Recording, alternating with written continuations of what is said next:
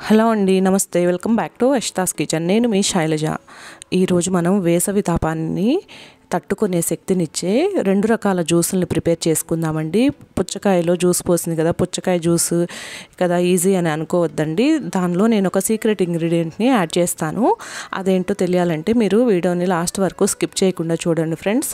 ఇది ఇప్పుడు చూపిస్తున్నది మాత్రం మన కుకుంబర్దండి. కుకుంబర్ ఇంకా మింట్ తోటి జ్యూస్ని ప్రిపేర్ చేశాను. ఈ కీరా దోసకాయలు పిల్లలు తినరు కదండి. అలా తినని పిల్లల కోసం ఈ విధంగా జ్యూస్ చేసిస్తే చాలా ఇష్టంగా తాగుతారు. నేను ఒక కీరా దోసకాయని తీసుకొని పీల్ చేసుకొని ఈ విధంగా ముక్కలుగా కట్ చేసి మిక్సీ జార్లో యాడ్ చేసుకున్నాను. తర్వాత 1 కప్పు పెరుగును కూడా యాడ్ చేసుకున్నాను. ఈ పెరుగు వేసుకున్న తర్వాత ఇందులో పుదీనా ఉంటుంది కదా, పుదీనా ఫ్లేవర్ చాలా బాగుంటుందండి. ఈ పుదీనా ఆకుల్ని ఒక 10 ఆకుల వరకు వేసుకోవాలి.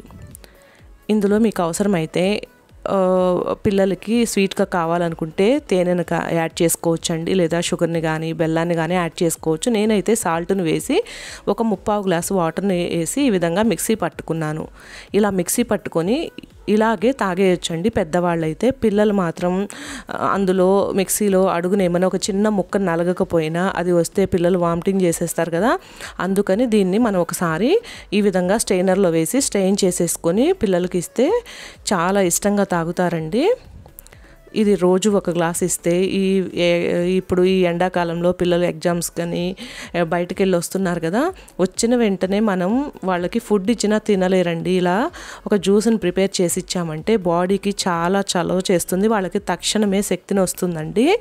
చూస్తున్నారు కదా, నేను ముందుగానే సబ్జా గింజల్ని ఈ విధంగా నానబెట్టి పెట్టుకుంటానండి సమ్మర్లో.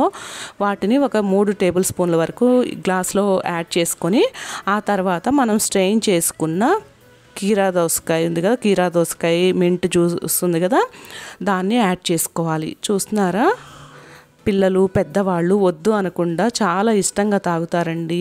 కడుపులో కూడా చాలా చల్లగా ఉంటుంది.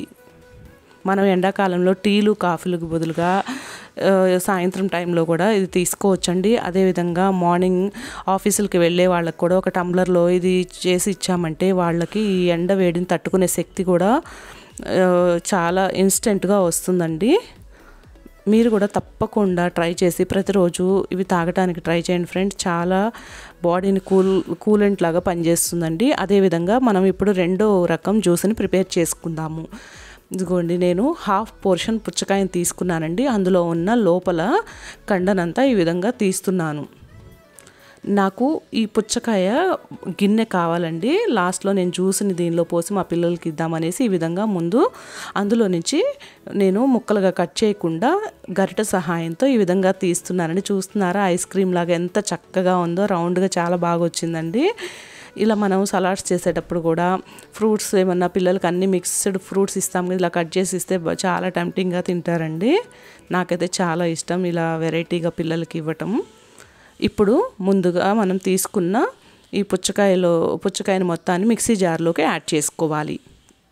దీనిలో నేను ఒక సీక్రెట్ ఇంగ్రీడియంట్ని యాడ్ చేస్తానన్నాను కదా, అదేంటో తెలియాలంటే మీరు లాస్ట్ వరకు వీడియోని చూడండి ఫ్రెండ్స్. నేను ఒక పించ్ సాల్ట్ని కూడా యాడ్ చేశాను.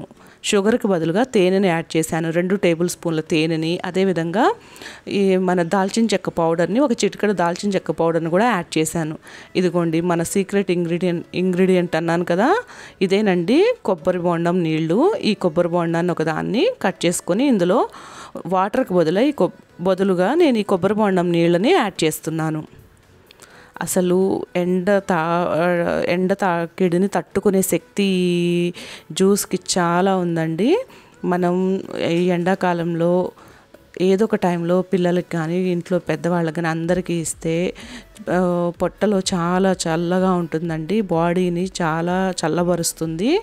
తప్పకుండా ట్రై చేయండి ఫ్రెండ్స్, చాలా చాలా టేస్టీగా ఉంటుంది.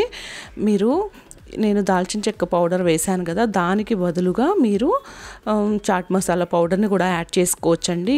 దీన్ని కూడా ముందులాగే ఈ విధంగా స్ట్రెయిన్ చేసుకోవాలి. ఇందులో మనం గింజలు ఏమీ తీయలేదు కాబట్టి కంపల్సరీగా ఈ జ్యూస్ని మనం స్ట్రెయిన్ చేసుకొని తీసుకోవాలండి.